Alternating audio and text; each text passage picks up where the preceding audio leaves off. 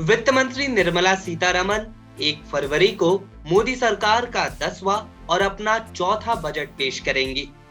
इस दौरान 31 जनवरी को देश की आर्थिक नब्ज टटोलता इकोनॉमिक सर्वे रिलीज हुआ। इकोनॉमिक सर्वे में जहां कोविड की वजह से तमाम सेक्टर्स परेशानी में दिखाई दिए, तो वहीं घर बैठे रोजगार देने वाला आईटी सेक्टर नई कामयाबी हासिल करता नजर आया। क्या है पूरा मामला, आइए आपको बताते हैं। सोमवार को राष्ट्रपति के अभिभाषण के बाद केंद्रीय वित्त मंत्री निर्मला सीतारमण ने संसद में इकोनॉमिक सर्वे 2022 पेश किया। इस सर्वे में पिछले वित्त वर्ष में देश की अर्थव्यवस्था के विभिन्न पहलुओं की स्थिति पेश की गई है। इसके साथ ही आने वाले समय में उठाए जाने वाले सुधार कार्यक्रमों का भी जिक्र है। इकोनॉमिक सर्वे के मुताबिक 2022-2023 में देश की जीडीपी ग्रोथ 8 से 8.5% रहने का अनुमान है। यह अनुमान 2021-22 के 9.2% के ग्रोथ अनुमान से कम है। सरकार का जीडीपी अनुमान इस बात पर आधारित है कि आगे महामारी से कोई आर्थिक गतिविधि प्रभावित नहीं होगी और देश में मॉनसून की स्थिति भी सामान्य रहेगी।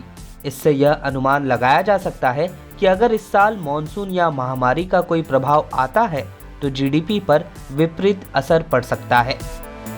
वित्त मंत्री निर्मला सीतारमण इस बार जब बजट पेश करेंगी तो ये उनका चौथा बजट होगा।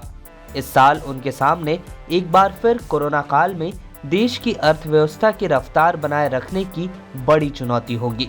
इसी कड़ी में बात करें तो आईटी सेक्टर ही एकमात्र सेक्टर रहा है जिसने महामारी के दौरान भी पिछले वित्त वर्ष में अच्छा प्रदर्शन किया हो।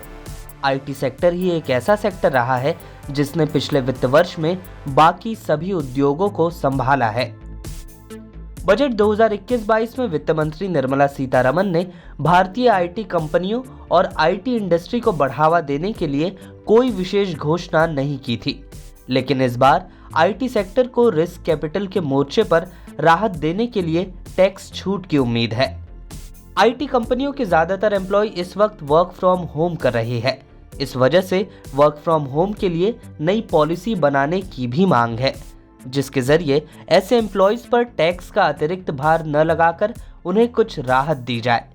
आईटी सेक्टर में स्टार्टअप्स के लिए भी कुछ इंसेंटिव दिए जाने की मांग उठ रही है, जिससे नई कंपनियों, नए एंटरप्रेन्योर्स को भी प्रोत्साहन मिले। प्रधानमंत्री मोदी ने हाल में 16 जनवरी को राष्ट्रीय स्टार्टअप डे के तौर पर मनाने का भी ऐलान किया था। प्रधानमंत्री ने स्टार्टअप्स को 2047 तक यानी आजादी के 100 साल होने पर देश की रीढ़ करार दिया था। आईटी के अलावा कोविड की वजह से दूसरा सबसे कम प्रभावित होने वाला सेक्टर रहा कृषि सेक्टर।